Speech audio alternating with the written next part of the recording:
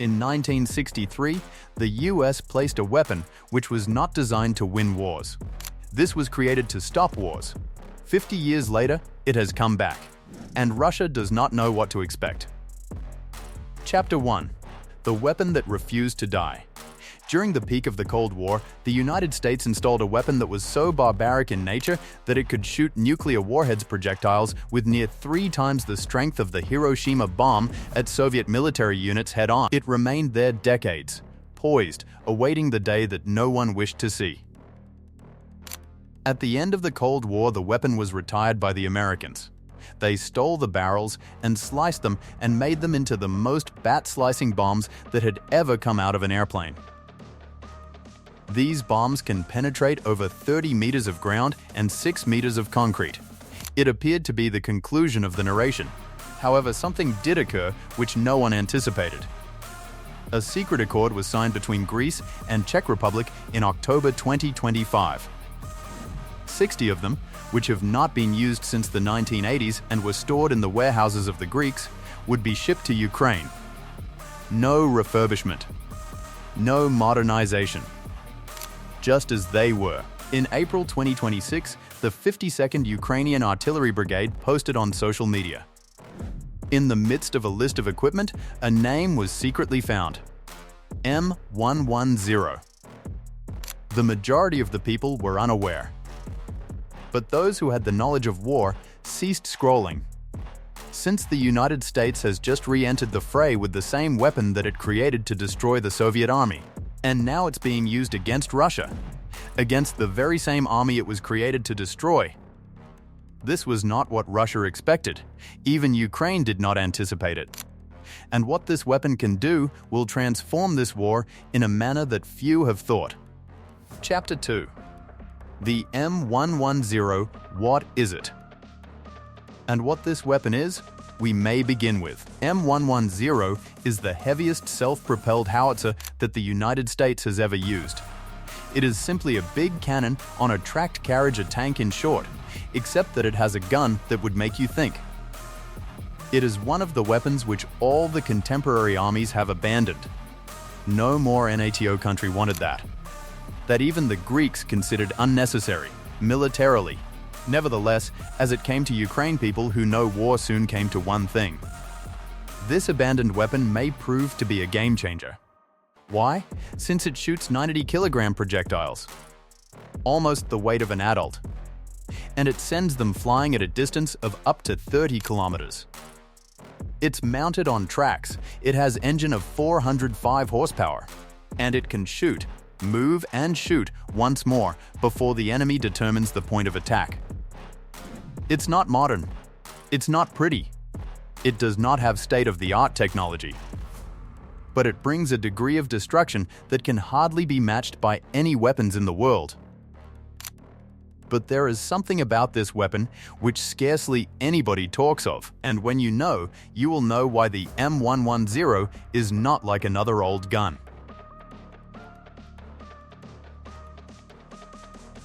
Chapter 3. The Nuclear Secret. It remained in service such a long time, not primarily because of its conventional firepower using conventional explosives. Its capability to launch tactical nuclear warheads. 2,000 nuclear shells were produced by the United States, named W-33, which are specifically made to be used in this weapon. Each of these shells could, according to some estimates, unleash an explosion of up to 40 kilotons. Just to give you an idea, the bomb that destroyed Hiroshima had a yield of 15 kilotons. That is to say that only one shot of M110 would result in nearly thrice as much destruction. This was its intention. The M110 would be the solution in case the Soviet Union made any move on Europe. An explosion of nuclear destruction on tracks cannons. It was not to be employed in a traditional war. It was intended to be the last resort.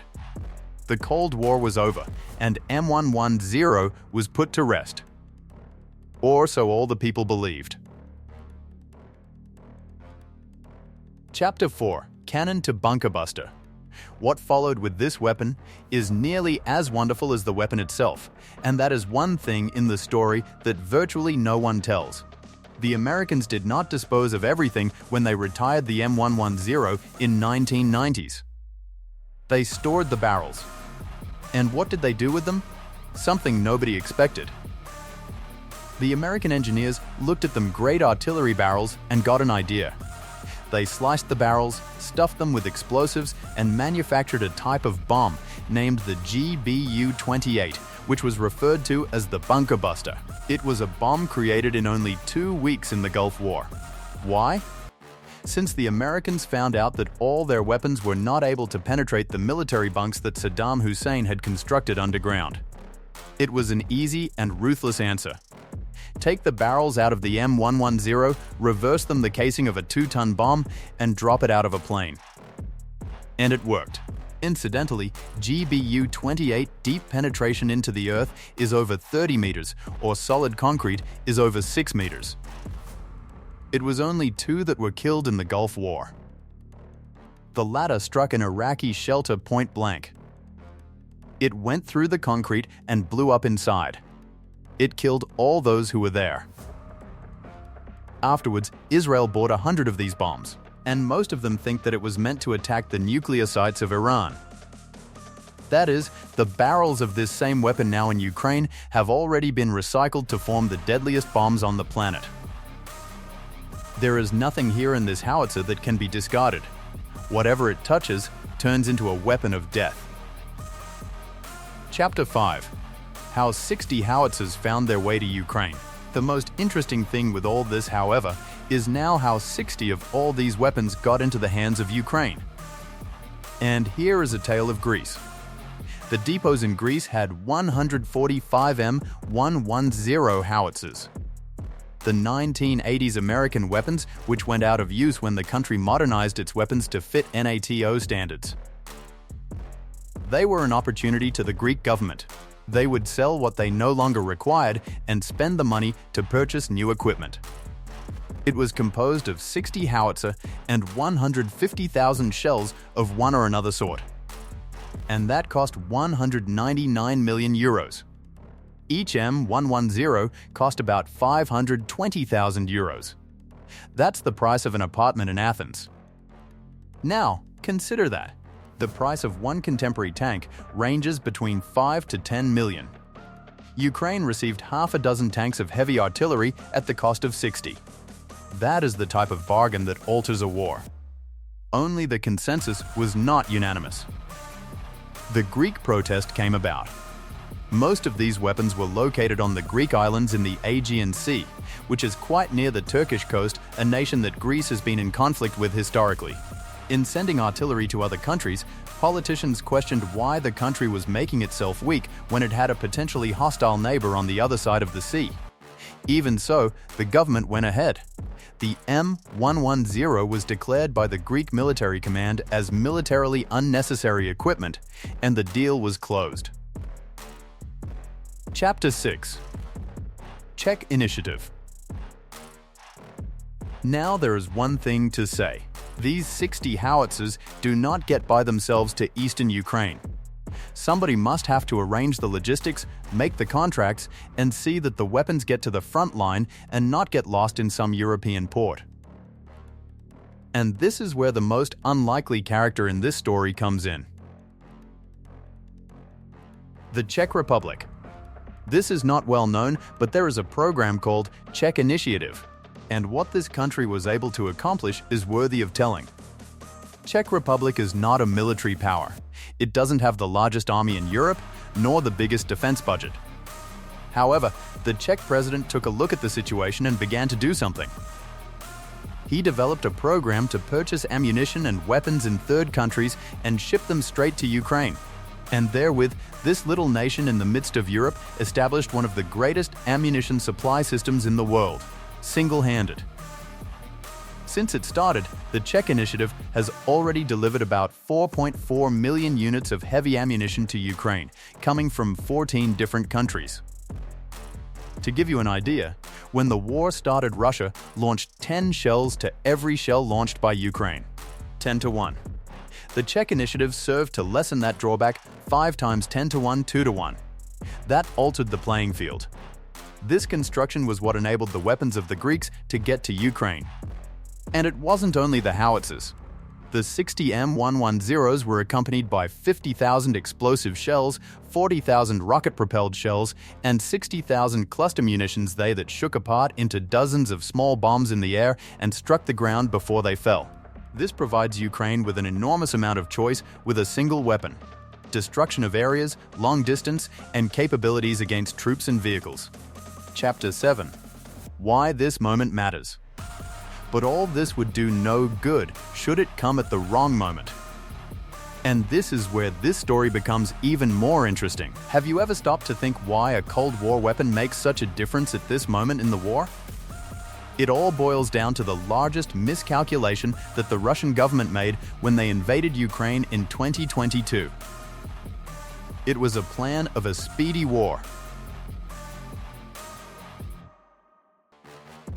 Take Kyiv in weeks. Overthrow the government. Go back home. Russia stretched itself to the limit on the battlefield, according to that bet. They burned tanks, armored vehicles, artillery at a rate which no one, not even the Russian generals themselves, had imagined that they could maintain so long. But the fast war never materialized. And now is Russia wreaking the price. Since February 2022, Ukraine has already destroyed almost 40,000 Russian artillery systems. 40,000. As of January 2026, over 1,000 of them were burned in 1 month. That is over 60 battle gun crews. And there comes a question that is bound to be: when will Russia have nothing to fight, their stockpiles run out? The Soviet inventories that were thought to be infinite are drawing to a close. Of the artillery pieces which were stored before the war, only 39% survive. Russian production can't keep up to fill the gap. In March 2026, Russia suffered its worst number of casualties since the onset of the invasion. Over 35,000 soldiers died and injured within a month. The aim of Ukraine is to increase that to 50,000 every month in 2026. And the calculating is easy.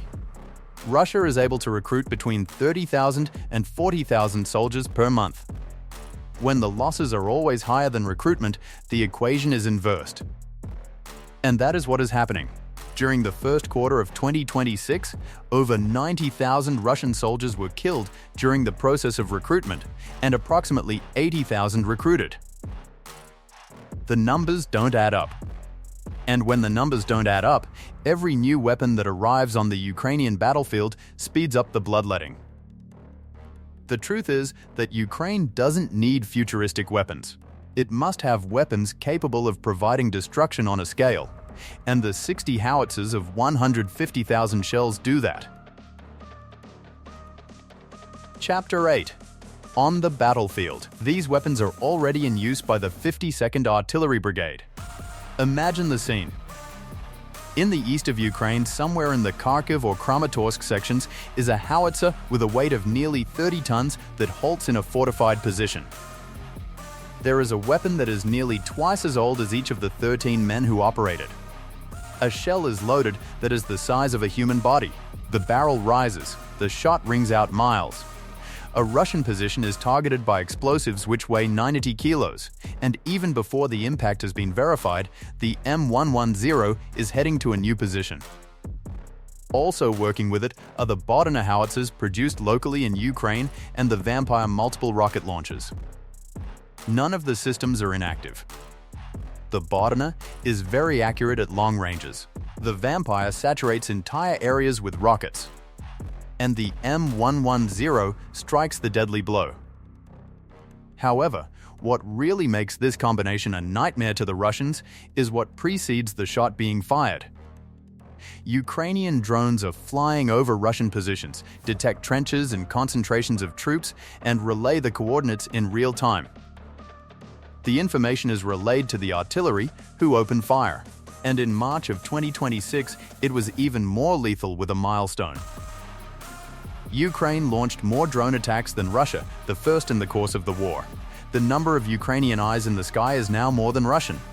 And all the additional eye pairs are death sentences to the other side.